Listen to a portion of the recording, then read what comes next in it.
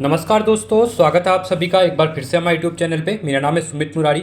देखिए, उत्तराखंड जो PSC, UK PSC और यूके ट्रिपल एससी 2025 के जो एग्ज़ाम होने वाले हैं, इनके लिए इंपॉर्टेंट मैंने प्रैक्टिस एमसीक्यू की सीरीज यहाँ पे स्टार्ट कर रखी है, जिसमें इससे पहले वीडियोज़ में हमने इंपॉर्टेंट 50 क्वेश्चन पॉलिटी के देखे थे। ठीक है, तो आज की वीडियो में इंपॉर्टेंट 50 क्वेश्चन हम इकोनॉमी देखेंगे, क्योंकि इकोनॉमी भी इंपॉर्टेंट है। ऐसे ही मैं अलग अलग पार्ट लेके आऊँगा हर सब्जेक्ट के लिए। ठीक है, तो आप चैनल के साथ बने रहिएगा। अगर वीडियो अच्छी लगेगी तो वीडियो को लाइक करना और कमेंट करना। ठीक है, तो अगर आपका रिस्पॉन्स अच्छा रहा तो मैं इसको कंटिन्यू करूँगा। यहाँ पे आपने इससे पहले वीडियो में अच्छा रिस्पॉन्स दिखाया था पॉलिटी वाले में, तो आज है इंपॉर्टेंट इकोनॉमी। ठीक है, तो चलो इसको देखते हैं। प्लेलिस्ट आपकी बन चुकी है, आप जाके इन वीडियोज़ को देख सकते हैं। तो चलो वीडियो को हम स्टार्ट करते हैं। देखिए, आज रहेगा फर्स्ट चैप्टर हमारा भारतीय अर्थव्यवस्था के महत्वपूर्ण पहलू। ठीक है, यहाँ से 1 से 2 क्वेश्चन हमेशा एग्जाम में देखने को मिलता है यहाँ पे, तो आपका एक अच्छा खासा यहाँ से एक प्रैक्टिस हो जाएगा। ठीक है, देखिए पहला क्वेश्चन है यहाँ पे, भारतीय अर्थव्यवस्था कैसी है। ठीक है, इंपॉर्टेंट क्वेश्चन है। पूंजीवादी है, साम्यवादी है, स्वतंत्र अर्थव्यवस्था है, फिर मिश्रित अर्थव्यवस्था है। ठीक है, हम भारत की अगर बात करेंगे तो भारत की जो अर्थव्यवस्था है, ऑप्शन नंबर डी हो जाएगा, मिश्रित अर्थव्यवस्था है। ठीक है, मिश्रित में क्या होता है, मिश्रित अर्थव्यवस्था में होता है, यहाँ साम्यवादी भी कह सकते हैं इसको, पूंजीवादी भी, दोनों टाइप की होती है। ठीक है, इसलिए इसको मिश्रित अर्थव्यवस्था कहते हैं। अगला है दूसरा क्वेश्चन, मिश्रित अर्थव्यवस्था का क्या अभिप्राय है। ठीक है, मिश्रित अर्थव्यवस्था क्या होती है, जहाँ पे क्या होता है, सरकारी और निजी, जो यहाँ पे पब्लिक और प्राइवेट दोनों का क्षेत्र क्या होता है, समित दोनों मिलकर काम करते हैं। ठीक है, उसको यहाँ पे मिश्रित अर्थव्यवस्था कहते हैं। तो ऑप्शन नंबर बी यहाँ पे राइट हो जाएगा। तीसरा क्वेश्चन है, आर्थिक विकास की दृष्टिकोण से भारत की गिनती होती है। पहला है पिछड़े राष्ट्र के रूप में, विकसित राष्ट्र के रूप में, विकासशील राष्ट्र के रूप में, या फिर अर्ध विकसित रूप में। आपने देखा होगा, सुना होगा, भारत का एक डेवलपिंग कंट्री है। डेवलप्ड कंट्री नहीं है। डेवलप्ड कंट्री में कौन कौन से आते हैं, यूएसए आता है, ब्रिटेन आता है। ठीक है, और डेवलपिंग की बात करेंगे जो विकासशील राष्ट्र, ठीक है, जो विकास की ओर अग्रसर है, निरंतर उनमें विकास चल रहा है। जैसे चाइना, अब देखिए चाइना विकसित होने के बाद भी अपने आप को डेवलपिंग कंट्री में रखता है, विकासशील राष्ट्र के रूप में रखता है। तो ऑप्शन नंबर सी हो जाएगा, भारत भी क्या है, एक विकासशील राष्ट्र है। चौथा क्वेश्चन है, भारतीय अर्थव्यवस्था का कौन सा क्षेत्र सकल राष्ट्रीय उत्पाद में सबसे अधिक योगदान करता है। देखिए, अब यहाँ पे इंपॉर्टेंट क्वेश्चन हो जाएगा। देखिए 3 सेक्टर होते हैं। ठीक है, प्राथमिक सेक्टर, सेकेंडरी सेक्टर और टर्सरी सेक्टर। ठीक है, जो प्राथमिक सेक्टर होता है इसमें कृषि वगैरह आती है। ठीक है, सेकंड जो है, सेकेंडरी में मैन्युफैक्चरिंग सेक्टर आता है, जहाँ पे इंडस्ट्रीज वगैरह होती है। और टर्सरी सेक्टर है, बैंकिंग वगैरह जो भी ऑनलाइन चीज़ें होती हैं वो टर्सरी सेक्टर में आती है। और निरंतर आपने देखा होगा भारतीय अर्थव्यवस्था में जो टर्सरी सेक्टर है, इसका योगदान क्या हो रहा है, बढ़ते जा रहा है। अगर हम 1956 की बात करते हैं, स्वतंत्रता के टाइम की बात करते हैं, तो तब भारत में कृषि का जो था वो सबसे ज़्यादा होता था, 50% से ज़्यादा होता था कृषि का योगदान। ठीक है, अब निरंतर क्या हो रहा है, ये चीज़ें घट रही हैं। ठीक है, निरंतर कृषि के ऊपर कम हो रहा है प्राथमिक सेक्टर का यहाँ पे। तो सबसे अधिक योगदान की अगर हम बात करेंगे, ठीक है, क्वेश्चन के अकॉर्डिंग, ये क्या हो जाएगा, तृतीय अर्थव्यवस्था हो जाएगा। रिसेंट में आपने देखा होगा, उत्तराखंड का जो इकोनॉमिक सर्वे आया था उसके अंदर भी देखा होगा, पहले उत्तराखंड में द्वितीयक सेक्टर का योगदान ज़्यादा रहता था। ठीक है, 45% के आसपास। अभी वहाँ उत्तराखंड में भी तृतीय सेक्टर का योगदान ज़्यादा हो गया है, 47 के आसपास, 47% के आसपास। ठीक है, और जो प्राथमिक सेक्टर है उत्तराखंड में वो 9% के आसपास है। इंपॉर्टेंट रहेगा। 5वां क्वेश्चन है, बंद अर्थव्यवस्था जिसको हम क्लोज्ड इकोनॉमी कहते हैं से अर्थव्यवस्था का क्या प्रभाव है। देखिए, बंद अर्थव्यवस्था किसको कहते हैं, देखिए जहाँ पे क्या होता है, न चीज़ों को हम आयात कर सकते हैं, आयात ना ही हम निर्यात कर सकते हैं। ठीक है, उसको बंद अर्थव्यवस्था करते हैं, क्लोज इकोनॉमी कहा जाता है। जैसे भारत में क्या है, बहुत सी यहाँ पे देखा, मेडिसिन वगैरह जो होती है यहाँ से हम बाहर बेचते हैं, निर्यात चीज़ों का क्या करते हैं, निर्यात करते हैं। और वही चीज़ हम पेट्रोलियम देखते हैं तो उसका हम आयात करते हैं, इंपोर्ट एक्सपोर्ट। ठीक है, उसी क्रम में आप देखते हैं जो साउथ कोरिया है। ठीक है, साउथ कोरिया का किसके साथ किसी का व्यापार नहीं होता है, न वो चीज़ों को बाहर बेचता है, न चीज़ों को अंदर लेता है। ठीक है, अपने देश के अंतर्गत। ठीक है, तो इसलिए बंद अर्थव्यवस्था में क्या होता है, यहाँ पे क्या होता है, केवल निर्यात होता है, नहीं मुद्रास्फीति पूर्णतः नियंत्रित होती है। या फिर कह सकते हैं तीसरा दिया हुआ है घाटे की, ये देखिए घाटे की वित्त व्यवस्था होती है, न तो निर्यात होता है और न ही आयात होता है। तो ऑप्शन नंबर डी हो जाएगा, क्योंकि क्लोज्ड इकोनॉमी में आयात निर्यात दोनों नहीं होते हैं। ठीक है, क्लियर है। तो आपको मैं टॉपिक भी क्लियर कराते हुए चल रहा हूँ, खाली प्रैक्टिस ही नहीं कर रहे हैं हम लोग, उनको चीज़ों को थोड़ा देख भी रहे हैं, जिससे कि आपको चीज़ें क्लियरिटी हो। ठीक है, थोड़ा समझना, जब इकोनॉमी ऐसा है, क्वेश्चन ज़्यादा पूछे आ रहे हैं रिसेंट के टाइम पे, और इकोनॉमी को समझना जरूरी है। जब तक इकोनॉमी को समझेंगे तभी क्वेश्चन को अटेम्प्ट कर पाएंगे। छठा क्वेश्चन है यहाँ पे, भारत की कुल श्रम शक्ति का लगभग कितना भाग कृषि में लगा हुआ है। ठीक है, इंपॉर्टेंट क्वेश्चन है। तो भारत की कुल श्रम शक्ति की अगर हम बात करेंगे तो ये है आपका 54% भाग। ठीक है, कृषि के अंतर्गत। चलिए आगे, अगला क्वेश्चन है। देखिए ये क्वेश्चन चेंज होते रहता है, ये पुराना क्वेश्चन है। ठीक है, चलिए आगे देखते हैं। भारत में अधिकतर बेरोजगारी है। अब देखिए जो बेरोजगारी है, अलग अलग टाइप की बेरोजगारी होती है यहाँ पे। तकनीकी बेरोजगारी है, चक्रीय है, गणनात्मक है, या फिर संरचनात्मक है। ठीक है, अगर भारत की हम अगर बात करेंगे तो भारत में संरचनात्मक बेरोजगारी भी बहुत ज़्यादा है। ठीक है, इंपॉर्टेंट हो जाएगा, ऑप्शन नंबर डी हो जाएगा। स्ट्रक्चरल जिसको हम कहते हैं, ठीक है। स्ट्रक्चर और बेरोजगारी, अनएम्प्लॉयमेंट ज़्यादा है भारत में। भारत में बेरोजगारी के आंकड़े एकत्रित एवं प्रकाशित करता है। देखिए जो बेरोजगारी है उसके जो डेटा वगैरह प्रदर्शित करता है वो भारत में कौन करता है? योजना आयोग नहीं, योजना आयोग यहाँ पे नहीं करता है। वित्त आयोग नहीं, वित्त आयोग भी नहीं करता है। NSSO, इंपॉर्टेंट क्वेश्चन है, NSSO क्या करता है यहाँ पे? जो बेरोजगारी के आंकड़े यहाँ पे जारी करता है, ठीक है। 9वां क्वेश्चन है, भारत में बेरोजगारी की किस्में पाई जाती है? ग्रामीण अल्प बेरोजगार, चक्रीय बेरोजगारी, संरचनात्मक बेरोजगारी, इनमें से सभी। देखिए रिसेंट में हमने अभी देखा था क्वेश्चन ऊपर, भारत की बेरोजगारी स्ट्रक्चरल थी, ठीक है। तो इसमें जो ऑप्शन नंबर डी रहेगा, तीनों टाइप की होगी, चक्रीय भी होगी, संरचनात्मक भी होगी और ग्रामीण अल्प रोजगार भी होगी, ठीक है। 10वां क्वेश्चन है, कृषि में मूलतः किस प्रकार की बेरोजगारी की प्रधानता देखने को मिलती है? देखिए यहाँ पे मैं एग्जांपल समझाऊंगा। अगर किसी के पास 4 खेत हैं, ठीक है, परिवार में 3 लोग हैं या फिर 4 लोग हैं मान लेते हैं, ठीक है, तो चारों से ये खेत की जो कृषि करते हैं वो इनके लिए इनफ होता है, ठीक है। ये 4 लोग इसको आराम से काम कर सकते हैं। बस इसी परिवार में क्या है, 10 लोग रहते हैं और खेत उनके पास 4 ही हैं, तो ये 10 लोग भी क्या हैं, 10 के 10 इसी 4 खेत में काम कर रहे हैं। तो यहाँ पे क्या होगा, ये मजबूरी में है क्योंकि एम्प्लॉयमेंट है नहीं, तो ये 10 के 10 लोग जो काम 4 लोग कर सकते हैं 10 लोग कर रहे हैं। तो मतलब क्या है, यहाँ पे कह सकते हैं कि इसके अंतर्गत अदृश्य बेरोजगारी, जो कृषि के अंदर हम देखते हैं अदृश्य मतलब वो दिखती नहीं है। वो काम क्या हो रहा है, 4 लोगों का 10 लोग काम कर रहे हैं, तो वो थोड़ा थोड़ा काम है पर वो दिख नहीं रही है बेरोजगारी, ठीक है। तो इसको अदृश्य बेरोजगारी यहाँ पे कहते हैं। 11वां है, कृषि में बेरोजगारी का स्वरूप देखने को मिलता है? संरचनात्मक, मौसमी, गणनात्मक या फिर इनमें से सभी। तो देखिए जो कृषि में बेरोजगारी है वो तीनों टाइप की है। मौसमी बेरोजगारी भी होती है क्योंकि देखिए आपने मौसम के अकॉर्डिंग काम होता है। अब किसी एरिया में गेहूँ हो रहे हैं तो जब तक गेहूँ कटेंगे उसके बाद वहाँ पे एम्प्लॉयमेंट खत्म हो जाएगा। फिर क्या होगा, जैसे जैसे वहाँ पे धान की रोपाई होगी तो वहाँ पे वर्कर आएंगे, फिर जैसे धान की रोपाई हो जाएगी उनके बाद उन वर्कर का कोई काम नहीं है वहाँ पे, तो उसको मौसमी बेरोजगारी कहते हैं, ठीक है। या सपोज एग्जांपल ले सकते हैं, ठंडी के टाइम पे कोई भी क्या होता है, मूंगफली की एक रेकड़ी लगाता है, वो मूंगफली बेचता है। अब गर्मियों में मूंगफली चलती नहीं है तो क्या करता है, मूंगफली का बेरोजगार उसका ठप हो जाता है, ठीक है। तो ये इंपॉर्टेंट है। उसके बाद संरचनात्मक जो स्ट्रक्चर बेरोजगारी मैंने बात की, भारत में सबसे ज़्यादा देखने को मिलती है, और गणनात्मक बेरोजगारी ये भी होती है। तो तीनों ऑप्शन नंबर डी हो जाएगा, इनमें से सभी हो जाएगा। 12वां है, प्रच्छन्न बेरोजगारी का अर्थ क्या है? देखिए रिसेंट में यूके ट्रिपल ऐसे क्वेश्चन ज़्यादा पूछ रहे हैं, ठीक है। प्रच्छन्न बेरोजगारी की अगर हम बात करेंगे तो इसमें क्या होता है, काम करने के इच्छुक होना और काम न मिलना, ऐसा कुछ नहीं है। पूरे वर्ष भर प्रत्येक दिन काम न मिलना, ये गलत है।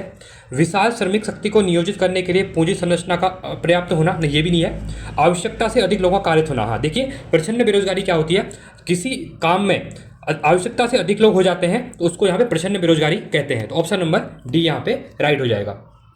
13वां है, भारत में ग्रामीण क्षेत्रों में कौन सी बेरोजगारी सर्वाधिक पाई जाती है? मौसमी बेरोजगारी, अदृश्य बेरोजगारी, उपयुक्त दोनों, इनमें से कोई नहीं। तो भारत के अंतर्गत मौसमी बेरोजगारी और अदृश्य बेरोजगारी ग्रामीण क्षेत्रों में ज़्यादा देखने को मिलती है। तो ऑप्शन नंबर यहाँ पे सी हो जाएगा, दोनों यहाँ पे सही हो जाएंगे।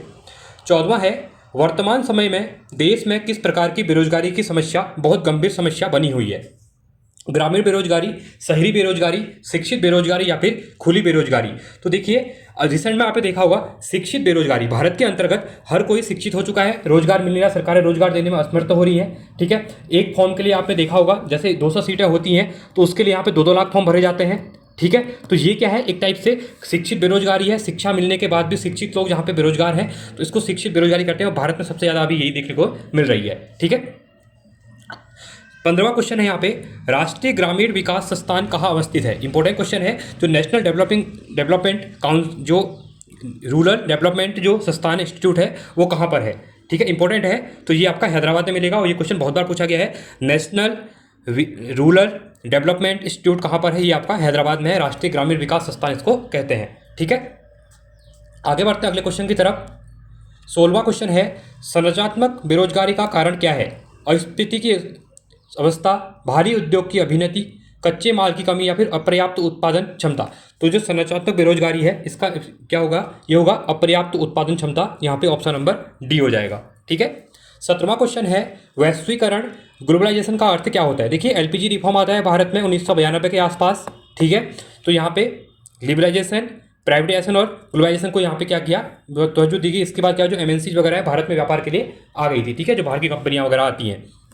अब जो ग्लोबलाइजेशन होता है इसका मतलब यहाँ पे क्या होता है, ये पूछा गया एग्जाम जी, ठीक है। तो घरेलू अर्थव्यवस्था का वैश्विक अर्थव्यवस्था के साथ एकीकरण। देखिए जो हमारी घरेलू अर्थव्यवस्था है ये क्या करती है, वैश्विक पूरे वर्ल्ड के साथ क्या करती है, अर्थव्यवस्था के साथ एकीकरण हो जाता है, तो उसको यहाँ पे कहते हैं ग्लोबलाइजेशन कहा जाता है, ठीक है। पूरे ग्लोबली पूरा चीज़ों को क्या करना, हैंडल करना, ठीक है। 18वां है योजना आयोग गरीबी रेखा का निर्धारण पोषण आवश्यकताओं के आधार पर निर्धारित करता है। इसके अनुसार ग्रामीण क्षेत्रों में 2400 कैलोरी प्रतिदिन से कम प्राप्त करने वाले लोग गरीबी रेखा के नीचे माने जाते हैं। नगरीय क्षेत्रों के लिए यह कैलोरी कितना है? देखिए, ग्रामीण क्षेत्रों की अगर बात करेंगे तो 2400 कैलोरी से जो हम एक दिन में ले रहा है प्रतिदिन, वो क्या है? गरीबी रेखा से नीचे है। अगर यही बात हम शहरी क्षेत्र के अंतर्गत बात करेंगे तो ये हो जाता है 2100 कैलोरी। कितना हो जाता है? 2100 कैलोरी। ठीक है, ऑप्शन नंबर बी हो जाएगा। 19वां क्वेश्चन है योजना आयोग किसके सर्वेक्षणों के आधार पर निर्धनता रेखा के नीचे के लोगों का आकलन करता है? राष्ट्रीय नमूना सर्वेक्षण संगठन, केंद्रीय सांख्यिकी संगठन, भारतीय रिजर्व बैंक या फिर विश्व बैंक? देखिए, इंपॉर्टेंट क्वेश्चन है, ये क्वेश्चन बहुत बार पूछा गया है। तो जो राष्ट्रीय नमूना सर्वेक्षण संगठन है, इसके अकॉर्डिंग ही योजना आयोग क्या करता है? निर्धनता रेखा के नीचे लोगों का आकलन यहाँ पे करता है। ठीक है, ऑप्शन नंबर ए हो जाएगा। 20वां क्वेश्चन है, इंपॉर्टेंट क्वेश्चन है ये भी आपका। देखिए, राज्य एवं राष्ट्रीय स्तर पर गरीबी का अनुमान लगाने के लिए योजना आयोग किसके सूत्र का प्रयोग करता है? ठीक है, दांडेकर एवं रथ, BS सिन्हा, ये कमेटीज़ हैं। ठीक है, DT लाकड़वाला कमेटी या फिर PK वर्धमन। ठीक है, ये कमेटियाँ बनी थी जो भारत में राष्ट्रीय गरीबी अनुमान के लिए। ठीक है, तो जो आपका योजना आयोग है, ठीक है, तो किसका ये करता है? ये करता है DT लकड़वाला कमेटी जो बनी थी। ठीक है, इंपॉर्टेंट है, इसको याद रखना आप लोग। ऑप्शन नंबर सी हो जाएगा। क्योंकि देखिए, प्लानिंग कमीशन जो योजना आयोग है, ये 2015 तक बॉडी थी, बट 2015 से इनको 1 जनवरी 2015 से इसका नाम क्या कर दिया गया है? नीति आयोग कर दिया गया है। ठीक है, इसके जो अध्यक्ष होते हैं वो प्राइम मिनिस्टर होते हैं, एक्स ऑफिशियो होते हैं। मतलब अगर प्राइम मिनिस्टर कोई भी बने, वो इसका डायरेक्टली क्या हो जाएगा? यहाँ पे अध्यक्ष हो जाएगा। ठीक है, अभी के टाइम पे कौन है? और क्वेश्चन ये भी पूछेगा फर्स्ट नीति आयोग के अध्यक्ष कौन थे? तो ये कौन रहेंगे? नरेंद्र मोदी जी रहेंगे, क्योंकि अभी के उस टाइम पे 2015 में और अभी के टाइम पे भी कौन है? यही है। ठीक है, ये क्वेश्चन पूछेगा आगे एग्जाम में। 21वां है अंत्योदय कार्यक्रम का उद्देश्य था शहरी गरीबी दूर करना, अल्पसंख्यक को उन्नत करना, अनुसूचित जातियों के जीवन स्तर में सुधार करना या फिर गरीबों में सबसे अधिक गरीब की मदद करना। देखिए, आपने देखा होगा APL, BPL, अंत्योदय 3 कार्ड बनते हैं जो आप राशन लेने जाते होंगे। ठीक है, गल्ले की दुकान पे, तो वहाँ पे देखिए लाल कार्ड होता है। देखिए, APL जो होता है वो पीला कार्ड होता था, BPL जो होता है वो वाइट कार्ड होता है, साथ ही जो अंत्योदय कार्ड होता है ये रेड कार्ड होता है। जो बिल्कुल गरीब से भी जो गरीब होता है उसको अंत्योदय कार्ड दिया जाता है। उसमें क्या होगा? फ्री में राशन मिलता है उनको। देखिए, आप BPL APL में देखते होंगे कुछ आपको पैसा देना पड़ता है। ठीक है, गरीबी में जो आपका अंत्योदय में उसको आपका फ्री रहता है। तो गरीबों में सबसे अधिक गरीब जो है उनकी मदद के लिए अंत्योदय कार्यक्रम यहाँ पे चलाया गया था। ठीक है, आई होप आपको वीडियो पसंद आ रही होगी, मैं चीज़ों को एक्सप्लेन कर रहा हूँ। ठीक है, अगर आपको वीडियो अच्छी लगे तो वीडियो को लाइक करना आप लोग और कमेंट करना। ठीक है, और इस सीरीज कैसी लग रही है आप लोग बताएंगे। अगर आपका रिस्पॉन्स अच्छा रहा तो मैं आगे इसको कंटिन्यू करूँगा, आपके लिए डेली बेसिस पे वीडियो लेके आऊँगा। ठीक है, पॉलिटी, ज्योग्राफी, इकोनॉमिक्स, हिस्ट्री में सभी करवा रहा हूँ यहाँ पे। ठीक है, प्लेलिस्ट में जाके आप लोग देख सकते हैं। 22वां क्वेश्चन है कुटीर ज्योति योजना संबंधित है। ठीक है, ये भी इंपॉर्टेंट क्वेश्चन है आपके लिए। देखिए, ग्रामीण क्षेत्रों में गरीबी रेखा से नीचे जीवन यापन करने वाले परिवारों के लिए, ठीक है, तो ग्रामीण क्षेत्रों में गरीबी रेखा के नीचे जीवन यापन करने वाले परिवारों को विद्युत सुविधा उपलब्ध कराने के लिए कुटीर ज्योति योजना यहाँ पे चलाई गई थी। ऑप्शन नंबर सी है। 23वां क्वेश्चन है गरीबी रेखा के नीचे जनसंख्या का न्यूनतम प्रतिशत अंकित है। अब कहाँ पे है? जम्मू कश्मीर में, पंजाब में, हरियाणा में या फिर गोवा में? तो गरीबी रेखा के नीचे जनसंख्या का न्यूनतम प्रतिशत अंकित है, न्यूनतम प्रतिशत बोल रहे हैं। ठीक है, तो ये कहाँ है? गोवा में। तो गोवा में सबसे कम लोग के हैं? गरीब हैं। ठीक है, तो ऑप्शन नंबर डी हो जाएगा। 24वां है निम्नलिखित में से किस राज्य को अत्यधिक कुपोषण के कारण भारत का इथोपिया कहा जाता है? मोस्ट इंपॉर्टेंट क्वेश्चन है ये। क्वेश्चन बहुत बार पूछा गया है। देखिए, इथोपिया क्या है? ये एक अफ्रीकन कंट्रीज है और वहाँ पे सबसे ज़्यादा गरीब, बहुत ज़्यादा गरीबी है। ठीक है, इथोपिया के अंतर्गत। तो भारत के अंतर्गत हम इथोपिया की बात करेंगे तो मध्य प्रदेश में बहुत गरीबी है। देखिए, कहने को लोग कहते हैं बिहार में गरीबी है, अगर आप मध्य प्रदेश के अंतर्गत अंदर जाते हैं तो मध्य प्रदेश के अंतर्गत भी आपको गरीबी मिलेगी। इसलिए भारत का जो इथोपिया कहा जाता है वो मध्य प्रदेश को यहाँ पे कहा जाता है। ठीक है, 25वां क्वेश्चन है निम्नलिखित में से कौन सा एक सूचकांक भारत में गरीबी की तीव्रता की माप के लिए सबसे उपयुक्त है?